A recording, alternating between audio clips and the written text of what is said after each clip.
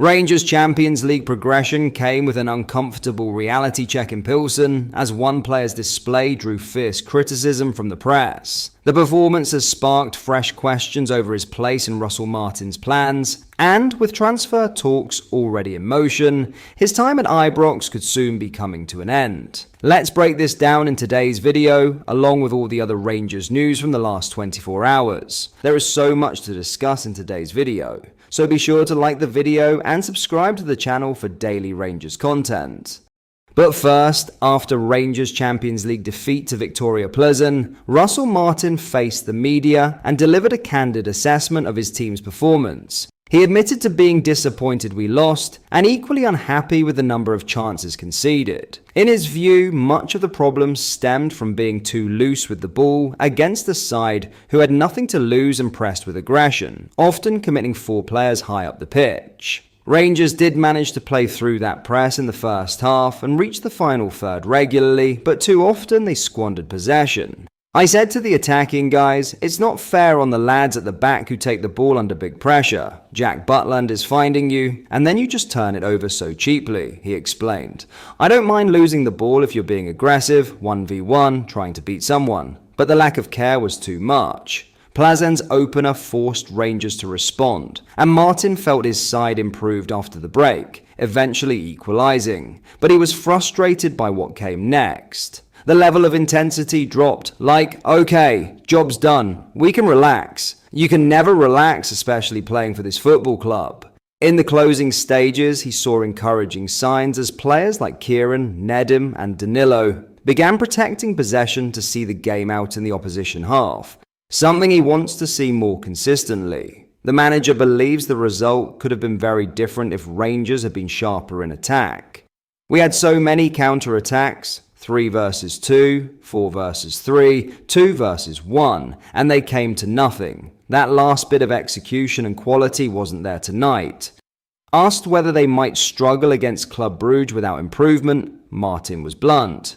If we don't show more care and quality on the ball, we'll struggle against anyone. He rejected the notion that his team's attacking ambition was to blame for losing control, insisting the issue was wastefulness rather than risk-taking. When we did play with a bit of care and quality, we looked fantastic at times, but the gap between our best moments and our worst is too big, and that will come down with work. While some might feel relief at progressing despite the defeat, Martin's emotions were different. I'm a little annoyed that we lost and disappointed with parts of the performance, but I also have to acknowledge there were moments we were really good, and that needs to be all the time. I really believe these players can be a top team. Even though we haven't been together long, they've shown in moments they can handle what we're doing. There was less positive news regarding Cyril Dessers, who left the stadium in a brace. It looks a nasty one, Martin admitted. We'll just have to wait for a scan and hope it's not too bad for the big man. One player who did earn glowing praise was goalkeeper Jack Butland.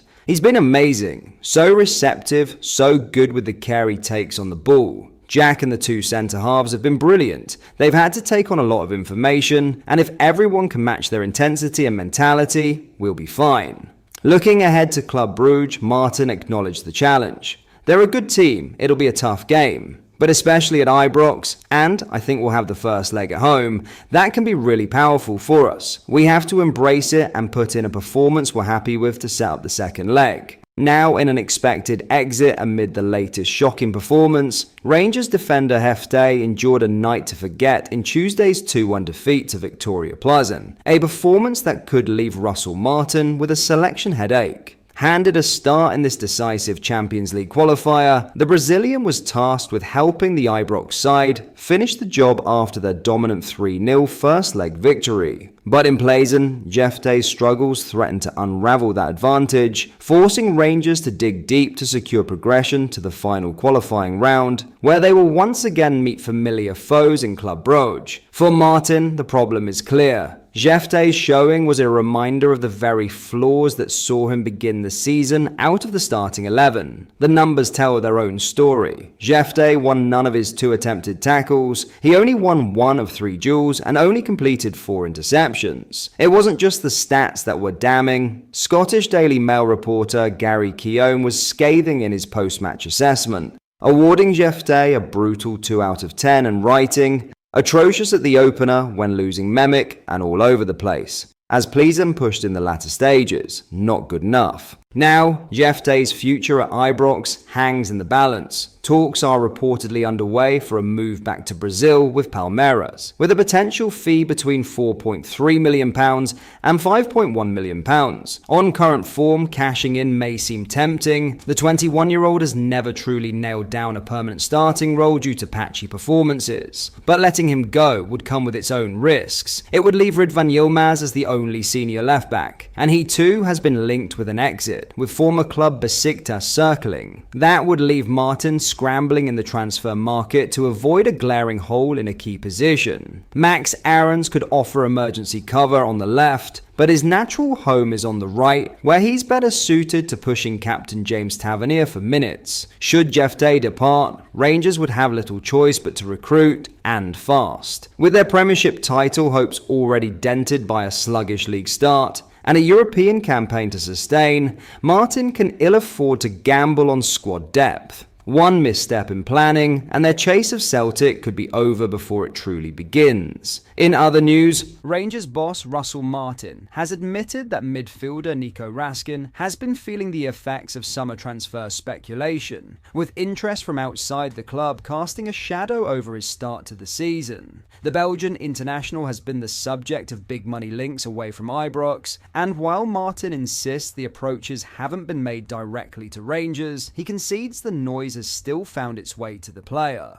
There's been a bit of uncertainty about him this summer, for sure, the Rangers manager said. Not from people ringing us, but I think from people ringing him, definitely. I think that's affected his approach, not in terms of professionalism, but he's a young man, and of course it's going to have an impact at some point. Raskin, 24, opened the campaign in the starting 11 for Rangers' first 3 matches, but was left out of the side for the first leg against Victoria Plzen, a 3-0 win at Ibrox. He was also named on the bench for Saturday's Premiership clash with Dundee, yet made a notable impact after coming on in the 1-1 draw. For Martin, that reaction spoke volumes. He came out of the team for reasons me and him spoke about, and his reaction has been top. Really brilliant, he said. He's a fantastic player, and as I get to know him more, I really like his character and personality. Playing for this football club comes with clear demands in every position, and it's my job to make sure that's understood. As for whether Raskin will still be a Rangers player when the transfer window closes, Martin was clear. It would take an extraordinary bid to tempt the club into selling one of last season's standout performers. "I don't think we're in a position where we have to sell anyone," he stressed. "We don't want to lose some of the best performers from last season, players we believe can become even better for us going forward. Unless someone comes in with a mind-blowing offer that works for the player, the club, and allows us to replace them properly, it's not happening." That's the same for any club in world football now. No one's immune. But hopefully the window shuts, Nico's still here, and we can keep improving and kicking on. But that is all for today's video. Thank you for watching. I hope you did enjoy. If you did, please drop a like on the video and subscribe to the channel for daily Rangers content. We post all the latest Rangers news every single day, so make sure you join our fast growing community so you never miss out. Thank you. I'll see you in the next video.